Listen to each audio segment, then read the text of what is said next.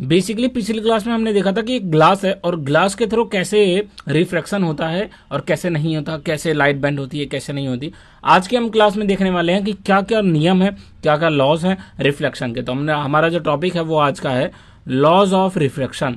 अब देखो, laws of reflection में बेसिकली दो नियम आते हैं।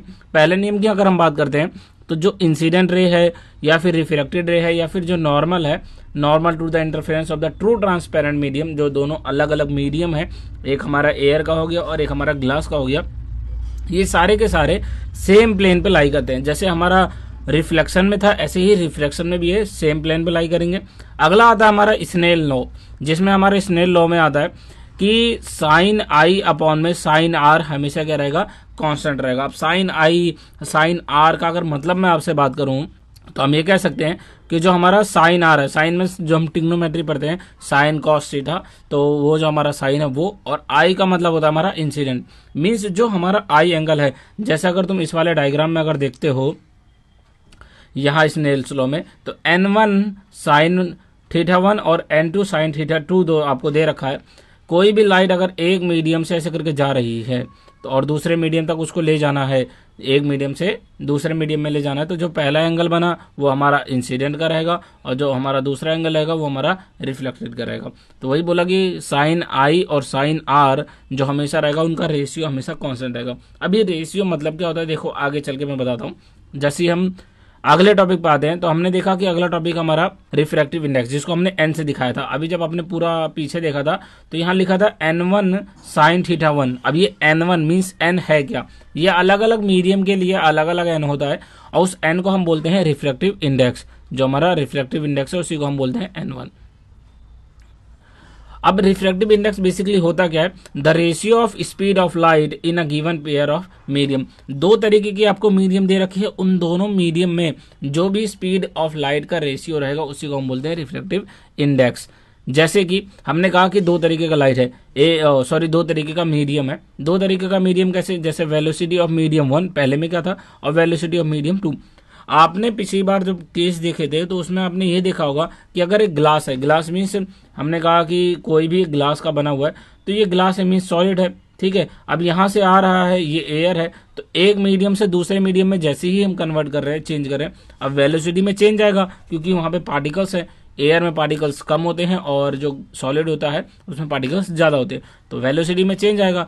तो एन की जो वैल्यू होती है वो यही रेशियो बताती है पहले मीडियम से दूसरे मीडियम में क्या वेलोसिटी है। अब सबसे ज्यादा की अगर बात करते हैं तो refractive index of the diamond is highest till date. आज तक का सबसे ज्यादा रिफ्रैक्टिव इंडेक्स डायमंड में पाया गया है, जो कि बहुत ज्यादा है, 2.42 है। इसका मतलब कि speed of light is 1/2.42 times less than diamond than in the vacuum. मतलब वैक्यूम से भी ज्यादा कम डायमंड में इसकी स्पीड होती है। अब आता है देखो रिफ्रैक्टिव इंडेक्स, तो जो बेसिकली आपका जो फॉर्मूला रहेगा वो तो यही रहेगा, velocity of light in a medium 1 upon में velocity of medium in light 2। लेकिन अगर मान के चलिए एक एब्सोल्यूट की वैल्यू की बात करते हैं कि एब्सोल्यूट वैल्यू क्या होती है, तो एब्सोल्यूट हम ज्यादातर एयर में निकालते हैं या वैक्यूम में निकालते हैं। अब वहां पे जो हमारी वेलोसिटी है वो दे रखी है 3 × 10⁸ मीटर पर सेकेंड। आप जानते हैं कि जो हमारी लाइट की स्पीड होती है वैक्यूम में वो यही होती है 3 × 10⁸ मीटर पर सेकेंड। अब एब्सोल्यूट वर्ड आ गया है तो हमने कहा कि हमें कोई भी मीडियम दिया गया है उसके साथ हम एयर का निकाल रहे हैं। किसका निकाले हम, एयर का। तो एयर का सीधे सीधे एक दे रखा है, हमने कहा एन की जो वैल्यू हो जाएगी वो क्या हो जाएगी, n = c/v। c मतलब हमारा speed of light in the vacuum या फिर एयर, और अपॉन में जिस मीडियम का हमें दे रखा है उस मीडियम का आपको लगा देना है वेलोसिटी। तो आपका ये निकल जाएगा रिफ्लेक्टिव इंडेक्स, वो भी एब्सोल्यूट वाला। अब कुछ केसेस दे रखे हैं जिनमें अलग अलग रिफ्लेक्टिव इंडेक्स दे रखे हैं। जैसे हमने कहा वैक्यूम में बात करा तो वैक्यूम में देखोगे अगर 1 है, उसके बाद अगर हीलियम की बात करोगे तो हीलियम में देखो थोड़ा सा अंतर है, 1.00036 दे रखा है। ऐसे ही वाटर की बात करा तो 1.30 दे रखा है। अब अगर हमने बोला शुगर सॉल्यूशन मीन्स आपको चीनी लेना है और पानी लेना, हो गया शुगर सॉल्यूशन। ग्लास का दे रखा है और डायमंड का दे रखा है, आप देखो यहाँ पे सबसे ज्यादा है। तो बोल रहा है कि ये डेंसिटी ऑफ मीडियम है, कैसे बढ़ता चला जा रहा है। सबसे लो आपका वैक्यूम में रहेगा और सबसे हाई आपका रहेगा हमारा डायमंड में। अब इसी के केसेस पे दो तरीके के केसेस हो सकते हैं, ऑप्टिकल रेयर मीडियम। क्या बोला हमने? Optical rare medium. अभी बेसिकली ऑप्टिकल रेयर मीडियम होता क्या है? Out of two given medium the medium with lower value of reflective index. देखो दो तरीके के आपको मीडियम दे रखे, उनमें से जिसकी रिफ्लेक्टिव इंडेक्स कम है उसी को हम बोलते हैं ऑप्टिकल रेयर मीडियम। अब दो केसेस हमारे पास हैं। पहला केस है when light obliquely from rare medium to the denser medium, means rare medium से किस में जा रहे हैं? डेंसर मीडियम में। अब देखो यहाँ पे रेयर मीडियम है इस डायग्राम में, यहाँ डेंसर मीडियम है। जब रेयर मीडियम से लाइट आती है, हमने कहा रेयर मीडियम से लाइट को लेके आते हैं। अब देखो कैसे आएगी लाइट, हम ये रेयर मीडियम, हमने कहा देखो यहाँ से लाइट आ रही है, ये हमारा नॉर्मल है। नॉर्मल हमेशा प्लेन के परपेंडिकुलर बनता है, मीन्स 90 डिग्री बनेगा। अब जैसे ही आया वैसे तो इसको भाई देखो सीधे सीधे ऐसे चले जाना था, लेकिन ये ऐसे ना जाकर कैसे जाएगी? देखो सीधे सीधे वो क्या करेगी, अगर मान के चलिए रेयर मीडियम कम पार्टिकल्स से डेंसर मीडियम में जा रही है जहां ज्यादा पार्टिकल्स हैं, तो वो हमेशा टुवर्ड्स द नॉर्मल जाएगी, मतलब बेंड हो जाएगी थोड़ी सी, किसकी तरफ? नॉर्मल की तरफ बेंड होगी, मतलब अपना पाथ को चेंज करेगी और किसकी तरफ मुड़ जाएगी? और थोड़ा सा नॉर्मल की तरफ मुड़ जाएगी। इसी को हम बोलते हैं कि रेयर मीडियम से डेंसर मीडियम में जाने का क्या प्रोसेस होता है। जब पिछली क्लास में हमने देखा था ग्लास वाले में, तो यही हमने केस देखा था कि किस तरीके से वो चेंज हो रहा है। अगला वाला हम बात करते हैं। अब मान के चलिए कि डेंसर से किस में जा रहा है? रेयर में जा रहा है। अब डेंसर से रेयर में जा रहा है, bends away from the normal. अब ये नॉर्मल से दूर भागेगा। कैसे?